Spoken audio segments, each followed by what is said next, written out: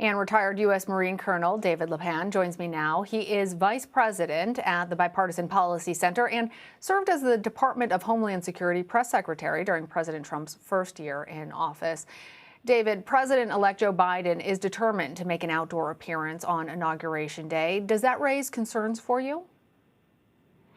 No, I don't. It really doesn't. I think what the president-elect is trying to do is safely show the country and the world that he is ready to assume the mantle of the presidency. This will be a highly unusual inauguration for many reasons. First, among them, the pandemic, but certainly what happened here in the Capitol on January 6th has led to these security preparations. So I think the president-elect is interested in making sure it doesn't appear that those extremists have won and have caused him to make too many changes to his plans. Well, we are learning new details about a woman allegedly caught impersonating a police officer in Washington. She was stopped at a checkpoint put in place for the inauguration, and she identified herself as a law enforcement official, and on her was a military challenge coin. So how does law enforcement go about identifying someone who is impersonating one of their own? And what are you concerned about the most over the next few days? Well, the fact that this person had a military challenge coin shows that she wasn't very gifted at what she was trying to attempt. A military challenge coin is going to get you nowhere. Law enforcement will be looking for true credentials of other law enforcement officials. And as you said at the top, they are under heightened scrutiny. So they will be looking closely at people that may try to infiltrate either the military or the law enforcement ranks. Now, you take issue with some who have described the heavy military presence at the Capitol as a war zone. Help put into context what we're seeing there. So Washington, D.C. is no stranger to very high-profile events, to include very high-profile security events. The inauguration itself, certainly much different this time than in the past, but as always has a sense of heightened security. Again, not to this level. Again, owing to the fact of what happened in the Capitol on January 6th and also the threat stream that Director Wray talked about earlier in the program. So there are ongoing concerns about the level of threat, and this is a show of force, but it is by no means a war zone. There's not heavy weapons, there's not bombing, there's, again, not the things that we would normally see. It is unusual to see these things in the Capitol, absolutely, but we shouldn't overhype this and make it sound like the district is in the midst of a war. Yeah. It's interesting, David, because over the summer, I believe, you criticized the militarized response to the Black Lives Matter protests. What do you make of the decision now to deploy 25,000 armed National Guard troops around the Capitol? We have discussed at length how very different the response was to Black Lives Matter protesters over the summer in Washington, D.C., and the lack, really, of the same sort of security surrounding the Capitol on January 6th. But now, given what we know, do you think that this is justified? Again, I think as a show of force, it's justified because of what we saw here on the 6th. The D.C., whether it was the Capitol Police, the Capitol Complex, the various law enforcement agencies clearly were not prepared. And investigations will get to the bottom of how that happened. Part of my concern back in the summer with some of the protests and what I called militarization was the use of law enforcement personnel that were dressed as if they were members of the U.S. military, so that it would be difficult for the average citizen to tell the difference. Clearly, in this case, we have members of the National Guard. They are clearly recognized as members of the National Guard. They are not law enforcement agencies protecting their identities, again, carrying weapons and wearing equipment that most people would associate with the U.S. military. That was my concern of some of the protests. Using the National Guard, remember, in this case, is also supportive to the law enforcement activities. The law enforcement across the district, whether it's Metropolitan District Police, the Capitol Police, the Secret Service, the many law enforcement agencies that operate here in D.C., they are the primary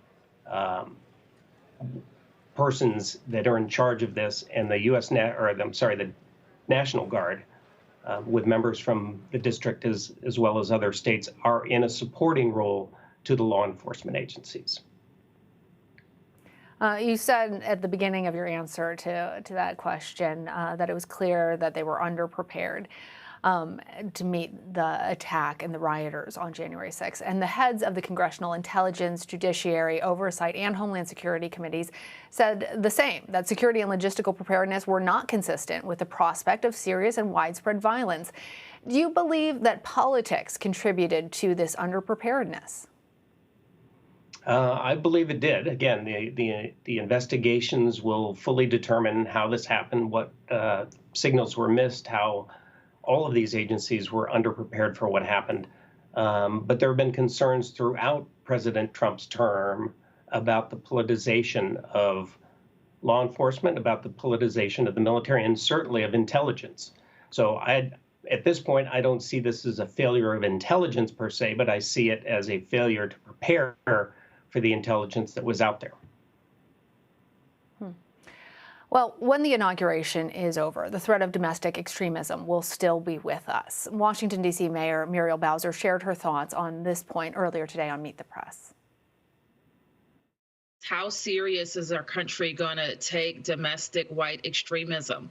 And I think what we saw here last week is that we didn't take it seriously enough. We never believed that so-called patriots would attempt to overthrow their government and kill police officers, but that's exactly what happened. So I do think we have to take another posture in our city that is more domestic terrorist focused than external to our country and act accordingly. So, David, how do federal agencies need to really change the way that they pursue domestic violent extremists? So I think the mayor is absolutely right. Across the board, not just within the district, but across the country, we have not taken as seriously the domestic threat of extremism and terrorism as we have with foreign organizations. And a lot of the blame I do put on the Trump administration. The Department of Homeland Security, the only federal agency whose primary mission is to protect the homeland, became under President Trump the Department of Immigration Enforcement. And so the focus was outside the borders. You know, the president railing against migrants, against asylum seekers, against people who wanted to come to this country as refugees. So what we're seeing now is the threat is not from without the United States, it's from inside.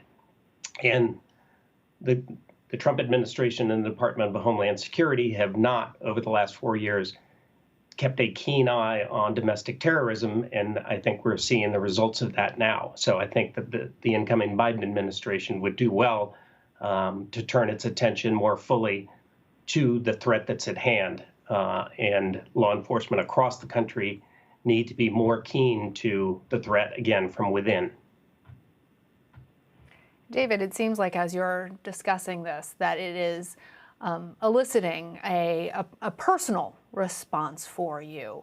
I'm hoping you can tell us a little bit more about that. So I served for more than 3 decades in the United States Marines. So I've been around the national security environment for many years. Part of the reason I talk about not describing D.C. as a war zone, I've served in war zones. Lots of people that I know, members of the media, have served in war zones. That's not what's happening here. It is personal to me. One of the disturbing things that we've seen come out of the January 6th attacks is the presence of former members of the military and members of law enforcement who were implicitly involved in an insurrection, in sedition, in attempting to overthrow our elected government. I, like some of those people that served, swore an oath to protect, to support and defend the Constitution against all enemies, foreign and domestic. These are domestic enemies. And we need to steel ourselves the way that we have done for threats that emanate from outside the country, to recognize that they're coming from within the country. And it's disappointing to me, again, as somebody that served in uniform, to see members of law enforcement, former members of the military be involved in these types of activities. And David, how much is this response, I have to ask, also part of a feeling that you might have having served as a spokesperson for the Trump administration in your career? I think there's accuracy there since I've left the department. As you said at the beginning, in the first year, I served for 9 months in the Department of Homeland Security as the spokesman. And I've been both disappointed and very disturbed to see the direction that things have taken over the last 3.5 years. And I've been very vocal and critical of that. I think the harm to our country, as I said before, the Department of Homeland Security has not upheld its mission. And I think across the government, we've seen damage to the institutions, both in terms of trust and credibility.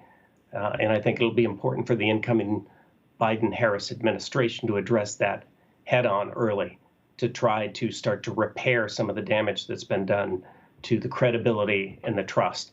And I also feel for the men and women of the Department of Homeland Security who have labored under these conditions for the last 4 years, many of them trying to do the right thing, many of them also who uphold the same oath, but had to watch the department become what it did over the last 4 years. And so it is both, as I said, disappointing and upsetting to me to see what has happened to the department and to the federal government for the last 4 years. David Lapan, thank you for speaking so candidly and joining us today. Thank you, Lana.